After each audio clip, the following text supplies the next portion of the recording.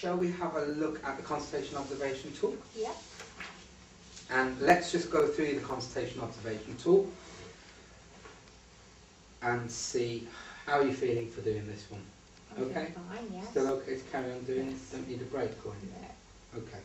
So what I asked you to do was give me examples of behaviour that you saw or you heard, or verbal stuff that you heard, that gives evidence that you either did this or you didn't do it, or how you could have done it differently. All right. So let's go through these. Encourages patient contribution. Okay, so the positives, I think. I mean, what score did you give you for yourself first? Oh, I haven't scored it, but if I had to, I'd probably say needs further development. Right, okay. I would have given you competent.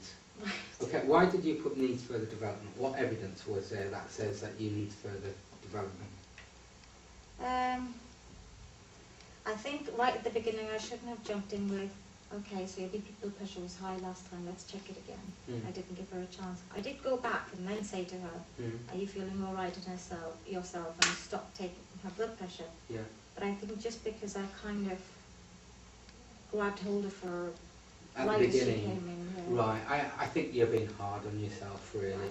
I've given you competent on this because, yeah, fair enough, you're right, at the beginning you did dive in, but actually you pulled yourself out of it, you stepped right back out of it, and then you did say, are you feeling alright? And then loads of stuff came out, didn't you? And you allowed her to talk. So I've written down here, encourages patients' contribution by saying, are you feeling alright? The effective use of silence, allowing her to talk. You've also used clarifying, so tell me what happened when you've used clarifying statements like here, tell me a bit more about that episode at the hospital on the treadmill that you felt a bit dizzy. Alright, so all those sort of things, I think you were encouraging patient contribution, alright. Again, I've also put in here, body language is very open. You're like this with her, alright, so it's encouraging. So I think your demeanour is very, very encouraging. Do you understand that? Yeah. Yeah? Okay, response to cues. I said needs further development. Okay. And why do you say that? The good points, I think, were I stopped taking her blood pressure and listened to her verbal cues about not feeling all right in herself. Yeah. The bad things were I didn't respond to a couple of things. When she said the CT scan would show something wrong with my head, I'm sure. I didn't pick on that at all. And it was left, and it just fizzled away, didn't it? Yes. Okay. That was mean. I think it was deliberate. I just thought, you know. And then she said the neurologist didn't do anything, just looked into my eyes. And that was a cue, I think, again, which I just left. What could she have been meaning by that? What was he? I thought, I got the feeling that she was still a bit worried about the headache and she wasn't completely satisfied with what the neurologist did for her. If he did anything, is by the sounds of it. Yeah. Is that's what she's saying, isn't she, in that statement? Yeah. Well, did he do anything? Really? No. And you're right. I mean, I've put down here that there's mixed demonstration. There are some areas where you've responded to cues very, very well, like when she talked a bit about her dizziness, you looked into that in a bit more detail, and she was concerned about the nosebleed, and you went into that in a bit more detail and said, tell me more about that. So there's clearly some of those, but there were, as you pointed out, missed opportunities. I think reading a patient, you read a patient not only through their non-verbal behaviour, but the verbal behaviour as well. So always look at what she's saying and how she's expressing it, alright? Because you know that bit where you said about the neurologist, she was quite expressive, wasn't she? So that was a verbal and a non-verbal cue. So there's just things you just need to fine tweak, okay? But not bad. So I put down needs further development there as well. Places complaints in appropriate psychosocial context. Needs further development. I didn't do anything with the psychosocial. And could you have done, was there opportunity to do that? Yeah. So what would you have done differently? I could have explore the psychosocial bit in context of her dizziness Yeah.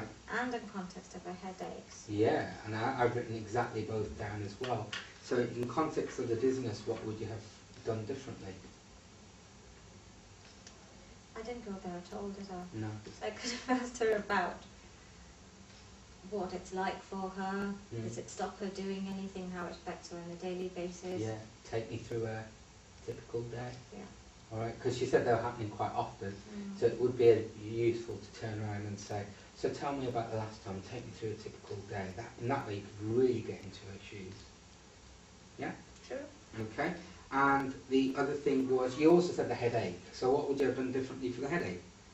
I mean, I did speak to her a bit about the headaches. I could have asked, you know, how often does this happen and how does it affect you? Maybe, you know, do you have to go lie down in a room, or what do you have to do to cope with it?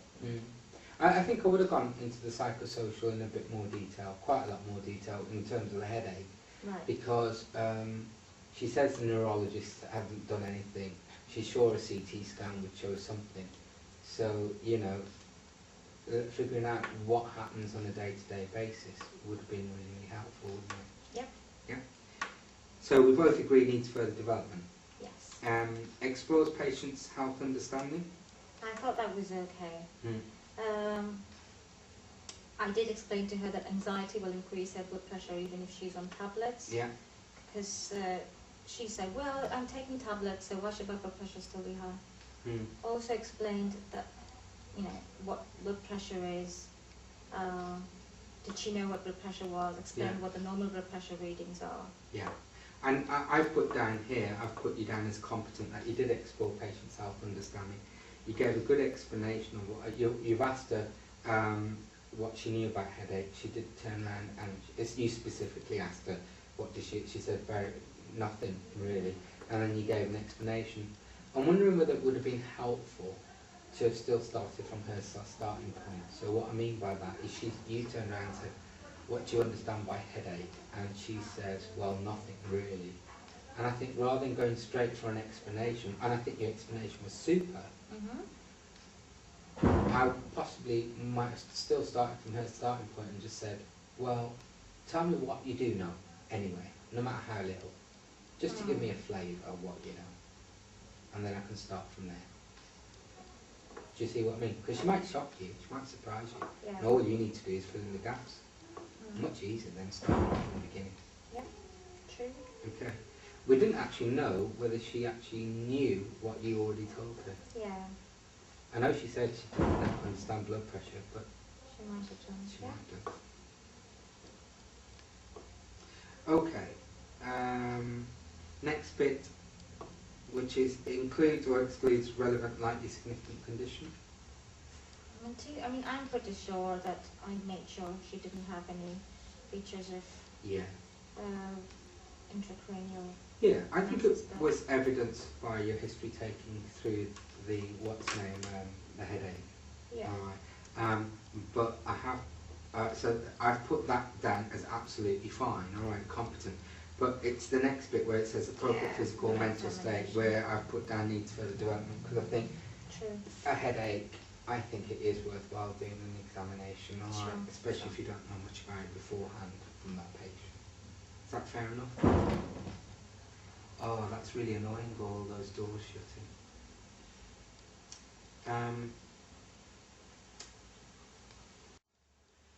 So explains the problem in appropriate language. How did you score yourself there?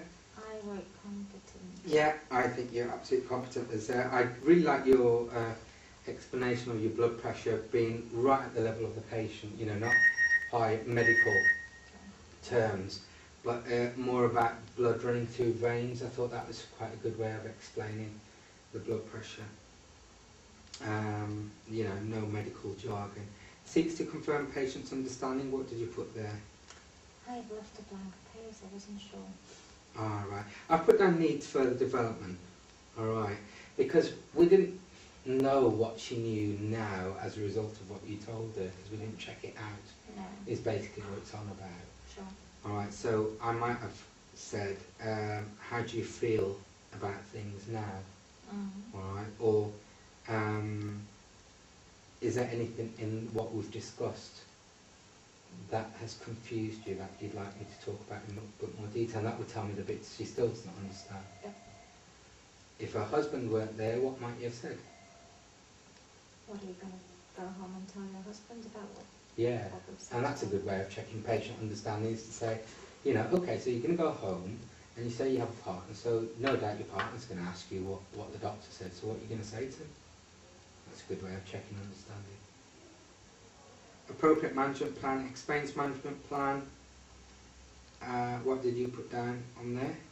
I've said competent. Yeah, I think I've put the same down here as well. I said you've explained the management plan as well, and the management plan is completely appropriate according to the guidelines. Alright, so patient is given the opportunity to be involved in significant management decisions. Yeah, competent. Yeah, I've put you down as competent.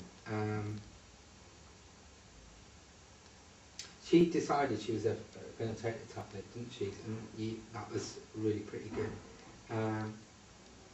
They did talk about buying a machine, alright, and you looked at the pros and cons with them to help them come to a decision. And they finally decided they weren't going to have a machine because she gets too anxious, and instead she go for the tablets. And I think that is a really good example of the patient being fully involved in the management decisions. Makes effective use of resources. Probably needs further development. I did show her the computer screen when I was going through the blood pressure lists, but I've put that insufficient evidence. Make effective use of resources are like other people, other media, and I put insufficient evidence, although, yeah, I don't know what else you could have done. I think you needed to build rapport with her, and therefore referring her to blood nurses just to get blood pressure done, I don't think is an effective use of resources, because you're still trying to build that rapport, aren't you? yeah, sure. Conditions and interval for follow-up are specified? Yeah. Yeah, and you were very clear when you wanted to see them, exactly when, and you said see again in a week's time. So that was pretty good. Okay, the last part.